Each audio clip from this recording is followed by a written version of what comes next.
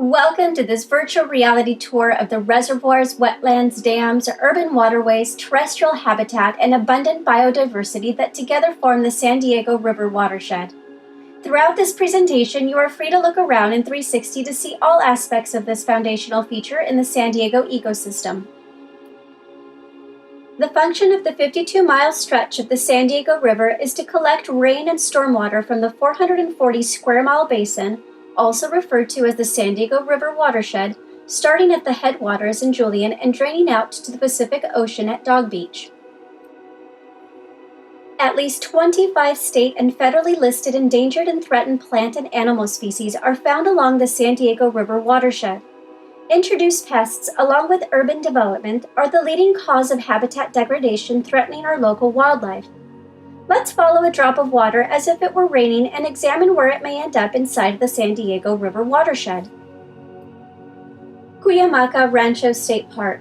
Starting at an elevation of 5,000 feet, roughly half of Cuyamaca Rancho State Park is classified as a wilderness area. The park is over 26,000 acres of protected wildlife habitat, watershed, archaeological sites, botanical reserves, and recreational land, making it an ideal place to visit nature. The native people call this place Cuyamaca. Translated, it means the place where it rains. Water flowed from this location until the 1800s when gold was discovered and harvested, making way for the development of the Cuyamaca Dam. El Capitan. Our next stop down the river is El Capitan Reservoir, which was created in 1935 upon completion of the El Capitan Dam in order to supply water to the expanding San Diego population. In addition to providing flood control, the reservoir is the second largest storage facility in the San Diego water supply system and is the biggest local surface water supply reservoir. At full capacity, the reservoir is about 8 miles long and has a water elevation of 750 feet. With an annual water inflow into the reservoir of over 30,000 acre-feet, El Capitan rarely fills to capacity. El Capitan Reservoir, operated by the City of San Diego, is one of only a few of the city's reservoirs that permits water skiing, wakeboarding, and the use of personal watercraft, but only on water contact days. Traveling further down the river, we arrive at Lake Jennings. Located in Lakeside, this man-made reservoir's purpose is to provide drinking water to the city, animal habitats, and a wide variety of recreational activities. When full, the reservoir has a water storage capacity of over 4,000 acre-feet, a maximum water depth of 95 feet, and 3.2 miles of shoreline. Our next stop in the San Diego River watershed is the San Vicente Reservoir, located in Lakeside. The dam is situated on the San Vicente Creek, which is a tributary to the San Diego River. Originally built between 1941 and 1943, the reservoir is fed by local runoff, but its main source is the first San Diego aqueduct, which imports water from the Colorado River. The San Vicente Dam is now the largest dam raised in the United States. Linda Lake. Claimed to be the only natural freshwater lake in San Diego County, it was originally fed by the mountain streams and creek tributaries of the San Diego River before the El Capitan Dam was constructed. The lake is a low and natural shallow lake that is split into two basins, with west carrying most of its water and the east serving as an overflow area following heavy rain. It also serves as a nesting ground for migratory birds as well as state and federally recognized sensitive species. Halfway down the San Diego River is the Walker Preserve in Santee. This section of the San Diego River recently completed renovation to establish a section of the San Diego River Trail. Used as part of the Walker family dairy farm in the early part of the 20th century, it was then closed off to the public as it was used for sand mining operations in the 1950s. Purchased by the City of Santee and various grants, the 115-acre land now offers public riverside hiking trails and wetlands capable of supporting at least 3 federally protected bird species. Further down the river, we arrive at the Santee Lakes. These recycled water lakes were established to supply local agriculture with a water supply to compensate for the depleting aquifer due to the establishment of the El Capitan Dam, and also to answer the disposal of wastewater in the late 1950s.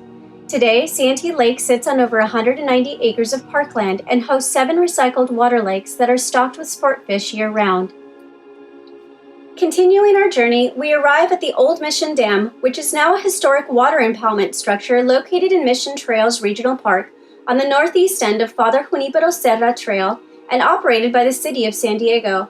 It was built around 1803 to impound the San Diego River to provide water for irrigation of the fields associated with Mission San Diego de Acala. The old Mission Dam was built of stone and cement and spanned across the San Diego River. It was 220 feet long, 13 feet wide at its base, and 12 feet high as originally constructed. This dam is no longer in use, but there are touchable surviving remnants surrounding the terrain. It was designated a Historical National Landmark in 1963. Further down the San Diego River, we travel right through Mission Trails Regional Park, which is the 6th largest municipality-owned park in the United States and the largest in all of California. The park has over 7,000 acres of rugged canyons and hills with both natural and developed recreation areas. Mission Trails Regional Park is one of the shining jewels in the San Diego area, offering trails and open space to enjoy the outdoors, with the opportunity to hike each of its 5 mountain peaks. Cowles Mountain, which stands at 1,592 feet, is also the highest point in the city of San Diego. Located within Mission Trails Regional Park is Lake Murray, a reservoir which covers 170 acres, has a maximum water depth of 85 feet, and a shoreline of 3.2 miles. This earthen dam was constructed in 1894 but was expanded in 1919. The lake supports flocks of endangered creatures in addition to at least 150 species of birds. Traveling further south down the San Diego River, we pass through Mission Valley and El Presidio Real de San Diego, or the Royal Presidio of San Diego, which was established on May 14, 1769. Reaching our final destination before going out to the Pacific Ocean, our drop of water flows through the estuary at Dog Beach in Ocean Beach. The estuary runs approximately 3 miles and is where the river's fresh water mixes with the oceanic salt water. These conditions are highly productive and support marine life, shorebirds, and salt-tolerant vegetation. It is estimated that due to urban growth, only 9% of the original estuary remains. Thank you for accompanying us as we took a look at where a drop of water might end up traveling in the 52-mile stretch of the San Diego River watershed. We hope you've gained a deeper understanding of the river and its value for San Diegans and the countless flora and fauna that rely on its continued existence. We encourage you to visit any and all of these sites for yourself. Stay safe and cherish the San Diego River watershed.